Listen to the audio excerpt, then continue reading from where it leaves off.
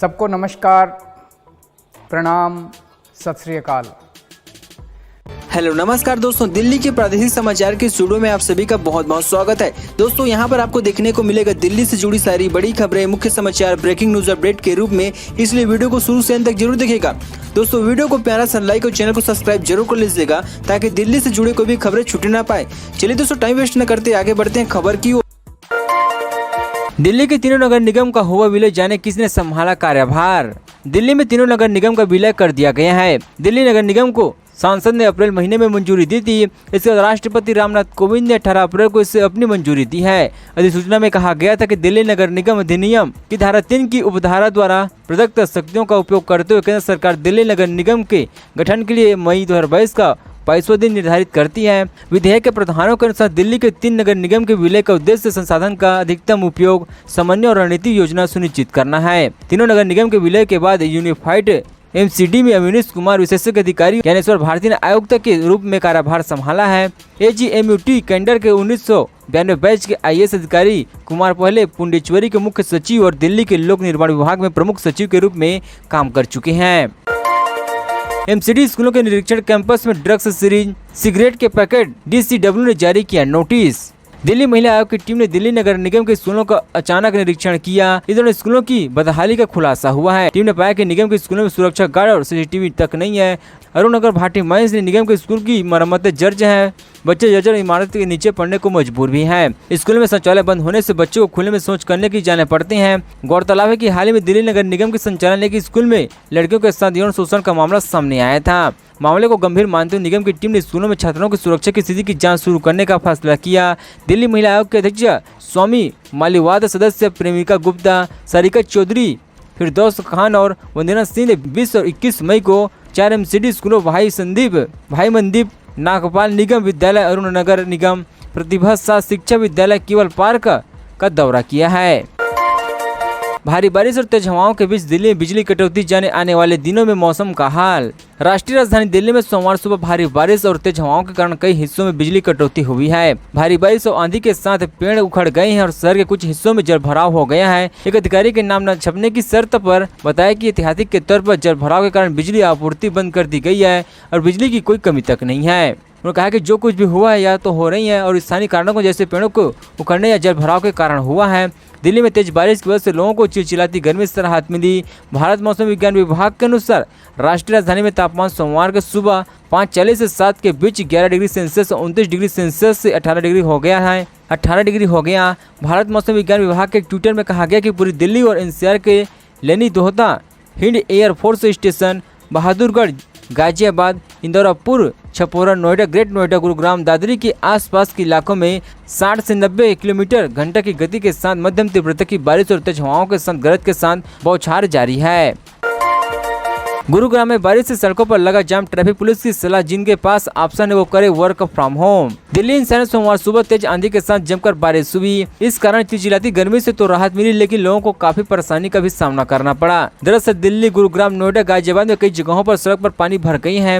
वहीं कई इलाकों में तेज आंधी की वजह से पेड़ उखड़कर सड़कों पर गिर गई है। गुरुग्राम में तो कई क्षेत्रों में सड़कें जलमग्न नजर आई, जिसके बाद ट्रैफिक पुलिस ने अपने आधिकारिक ट्विटर हैंडल से हालात की जानकारी दी। वहीं गुरुग्राम में सड़कों पर जलभराव और जाम को देखते हुए ट्रैफिक पुलिस ने लोगों को घर से ही काम करने की सलाह भी दी है। गुरुग्राम ट्रैफिक पुलिस द्वारा किए गए ट्विटर में लिखा गया कि हमारे पास ये ऑप्शन नहीं है, लेकिन जो ऐसा करते हैं वे घर से काम करने के ऑप्शन का इस्तेमाल करने पर विचार कर सकते हैं।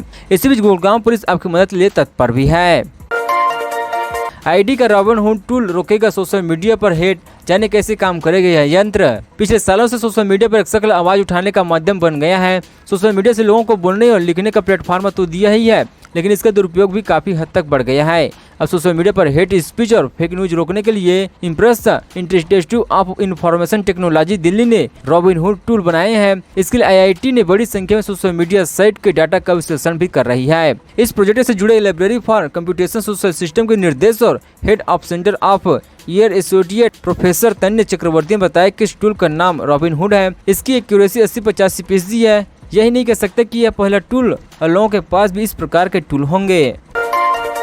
सुपर टेक ट्विन टावर को गिराने के लिए आधे हिस्से में लगाया जाएगा विस्फोटक, उम्मीद से ज्यादा मजबूत। नोएडा में बने सुपरटेक ट्विन टावर को 12 मई को गिराने जाना था, लेकिन इसे गिराने वाली कंपनी ने सुप्रीम कोर्ट से 3 महीने का ज्यादा समय मांगा था। अब कोर्ट की मंजूरी मिलने के बाद इसे 28 अगस्त को गिराया जाएगा। ट्विन टावर को गिराने की तैयारी तेज हो गई है। बताया जा रहा है कि इसे गिराने के लिए ट्विन टावर के 32 मंजिलों में से 17 फ्लोर का विस्फोटक लगाया जाएगा, जिसमें से 10 मंजिला के सभी हिस्सों पर और बचे 7 मंजिल के आधे हिस्से में विस्फोटक लगाया जाएगा। फिर विस्फोटक लगाने का काम जारी है और ट्विन टावर को गिराने वाली कंपनी एडिफिस इंजीनियरिंग के मुताबिक लगभग आधा काम हो चुका है। बता दें कि 10 अप्रैल को ट्विन टावर में चल रहे काम को चेक करने के लिए एक ट्रायल ब्लास्ट किया गया था, जिसकी जानकारी देते हुए फिडिसन कंपनी प्रोजेक्ट हेड उत्कर्षण मेहता से बताया, सुपरटेक ट्विन टावर के ट्रायल ब्लास्ट की जो रिपोर्ट सामने आई है उसमें देखा गया कि यह टावर काफी मजबूत है। कुछ फ्लोर तो उम्मीद से ज्यादा मजबूत निकले, इसलिए इसे गिराने में यह पहले से ज्यादा विस्फोटक भी लगेगा। डीयू के असिस्टेंट रजिस्ट्रार ने इन कॉलेजों को नई शिक्षक की भर्ती करने से रोका। जाने क्या है पूरा मामला। दिल्ली यूनिवर्सिटी में नए शिक्षकों की भर्ती को लेकर विवाद चलने लगा है। दरअसल यहाँ कुछ समय पहले असिस्टेंट रजिस्ट्रार की तरफ से एक सर्कुलर जारी हुआ, जिसमें कहा गया कि जिन कॉलेजों में रेगुलर प्रिंसिपल नहीं है वहाँ पर एक हॉट टीचर की भर्ती नहीं की जाएगी। असिस्टेंट रजिस्ट्रार के इस आदेश का दिल्ली टीचर्स एसोसिएशन द्वारा विरोध किए जा रही है।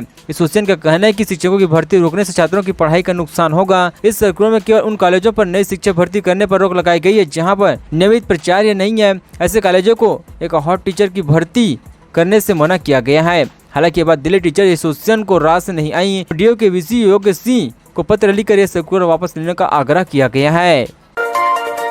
आपने दुर्गेश पाठक का दावा, एमसीडी की वजह से दिल्ली को करना पड़ सकता है बाढ़ का सामना। दिल्ली में बारिश के कारण हो रहे जल भराव के कारण आम आदमी पार्टी के नेता दुर्गेश पाठक ने रविवार को कहा कि भाजपा शाही नगर निगम मानसून से पहले शहर के नालों की सफाई करने में विफल रहा है। उनका कहना है कि नालों के चौक होने के कारण राजधानी को फिर से जल भराव का सामना करना पड़ सकता है।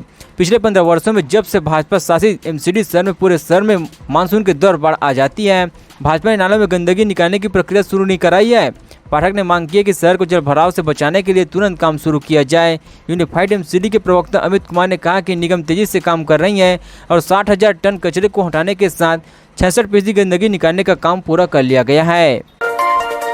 रिपोर्ट में दावा, मध्य प्रदेश में 29, राजस्थान में 14 बच्चे हर दिन लापता हुए। जाने यूपी और दिल्ली का हाल। मध्य प्रदेश में 2021 में हर दिन औसतन 29 बच्चे और राजस्थान में 14 बच्चे लापता हुए हैं। गैर सरकारी संगठन क्राइम की एक रिपोर्ट में यह जानकारी दी गई है। रिपोर्ट के मुताबिक उत्तर भारत से 4 प्रमुख राज्यों में बच्चों के लापता होने के मामले में काफी वृद्धि हुई है। दिल्ली के 8 पुलिस जिलों में 2021 में हर दिन 5 बच्चे लापता हुए हैं। चाइल्ड राइट्स एंड यू के state report on missing child report में कहा गया है कि उत्तर प्रदेश के 58 जिलों में प्रतिदिन औसतन 8 बच्चे, 6 लड़कियां और 2 लड़के लापता हुए हैं।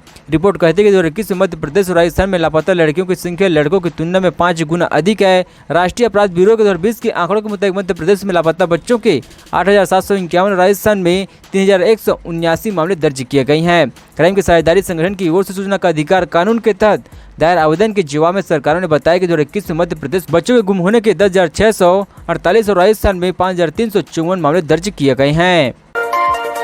जामिया ने प्री यूपीएससी कोचिंग के लिए आमंत्रित किया आवेदन, इस तारीख के पहले करे अप्लाई। जाने कब होगी प्रवेश की परीक्षा। जामिया मिलिया इस्लामी यूनिवर्सिटी की रेजिडेंशियल कोचिंग एकेडमी ने इस सत्र के लिए आवेदन आमंत्रित किए हैं। ये आवेदन यूपीएससी परीक्षा की तैयारी के लिए है।